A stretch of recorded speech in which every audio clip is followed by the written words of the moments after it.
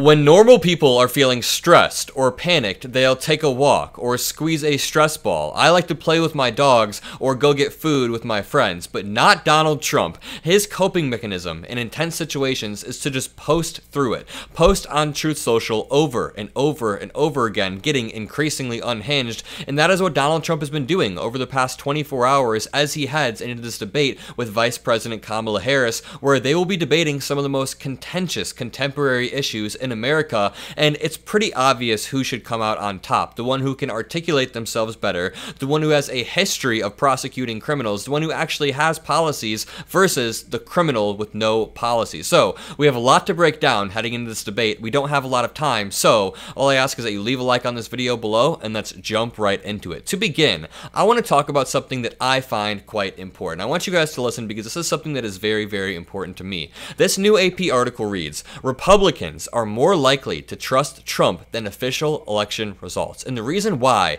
this is so important to me is because I have first-hand experience. I've been to 20, maybe 30, 35 Trump rallies, and every single time I go, I talk to these human beings who are otherwise nice people. They have kids, and their kids need health care, and they have all of these real normal problems, but they don't trust any institution. They don't trust any court. They don't trust any politician, nobody other than Donald Trump and Donald Trump adjacent media sources, and this is finally confirmed by this article. I also want to show you a clip of me at a Trump rally that further confirms this, but this reads, for Christopher Hugh, the 2020 election was a turning point. He already distrusted the government, but as he watched the Fox News coverage in the immediate aftermath of the election and read posts on Twitter, he believes the falsehoods that the 2020 election was stolen. Quote, I trust Donald Trump, not the government, said the 38-year-old Republican from Mississippi. That's it. While most Americans trust government certified election results as at least a moderate amount, Republicans are more likely to trust Trump in his campaign over any other source of news. Look at this chart below.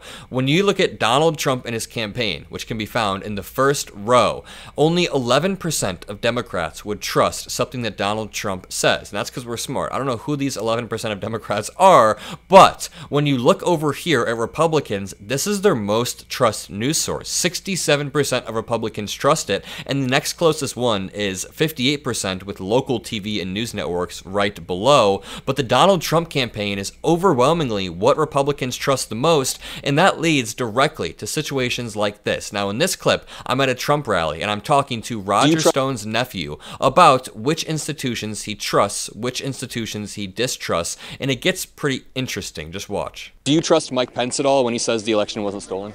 I don't trust Mike Pence, period. Let me ask you, do you trust Bill Barr at all when he says the election wasn't stolen? No. Do you trust Mark Meadows at all when he says the election wasn't stolen? No. You don't trust the 60 courts that Trump brought evidence to? No. So it makes me worry when every single court, every single institution, every single person in America that's not Donald Trump or Mike Lindell are lying to you. And I'm going to go back to my point. When you weigh the credibility of these people, do I believe every single institution, which sure, they're flawed, or do I trust Mike Lindell? Probably the institutions that are upholding our democracy, right? I would say that the institutions that are upholding our democracy aren't upholding our democracy. Expand on that. What we see is a rise of communism all over the United States. And so if you go and look at what the Frankfurt School in Frankfurt had, they have 11 main points that they want to be involved in every single facet of society. What's the definition of communism in your eyes? I don't have the definition of communism all over.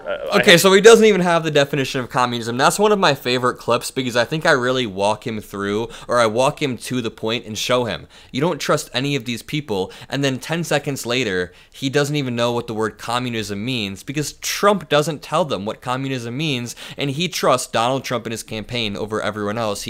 I clearly proved that in that clip. So that brings us on to this clip of Ian Sams, who works for the Harris campaign, going on Fox News, and I don't think they were expecting such a strong performance. We have all of our best surrogates, all of our best people out there this morning ripping into Republicans. Watch. Ian Sams. Ian, thank you very much for joining us.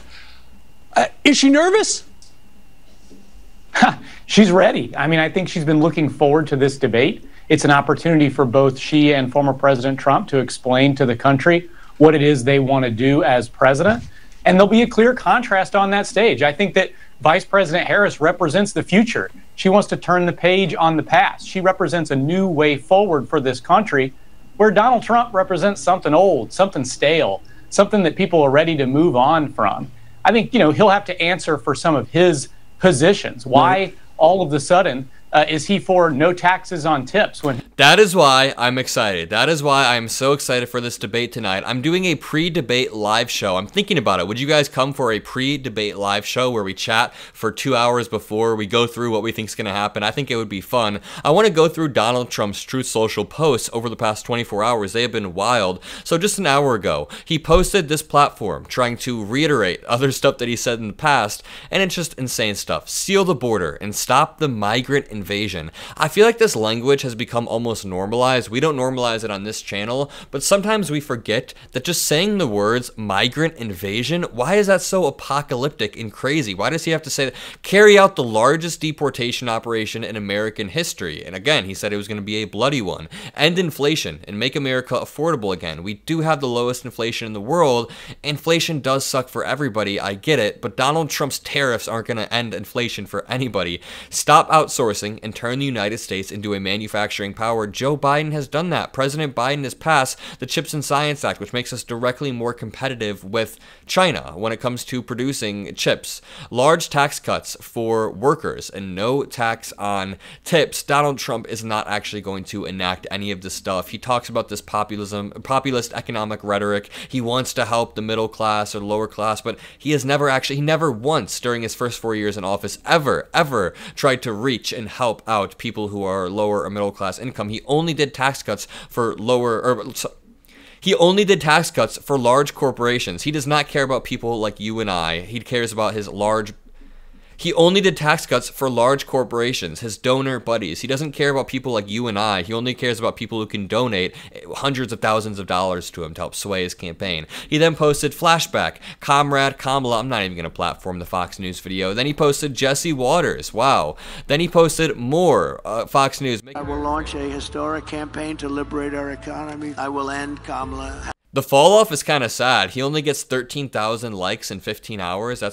He fell off totally. He then accuses the ABC debate moderators of being far left. He posts a bunch of stuff and just like, look at all of these different, let me find them. He posted about 50 different links yesterday. What I'm scrolling through right now, these are all random Substack links. These are links to like the worst news sources ever. And it's all saying September is Trump's month. Trump is going to crush Kamala. Trump's going to win this debate. It's all just stuff hyping himself up because he's nervous. He knows that he is nervous and that he needs to stick the landing tonight, especially after this happened. How Dick Cheney's groundbreaking endorsement of Kamala Harris could actually matter. Now, the news cycle moved on fast, but we just need to take a moment and think about the historic significance of a former Republican vice president, someone who was a staunch Republican who everybody views as evil, endorsing Kamala Harris, reaching across the aisle and saying, hey, I think the Democrats should win this time. The unprecedented cross-party move reinforces the messages for both the GOP and the Democrats. Former Vice President Dick Cheney's endorsement of the current Vice President Kamala Harris for president is clearly extraordinary. Never in modern American political history has such a high-ranking political figure crossed party lines to endorse a presidential candidate.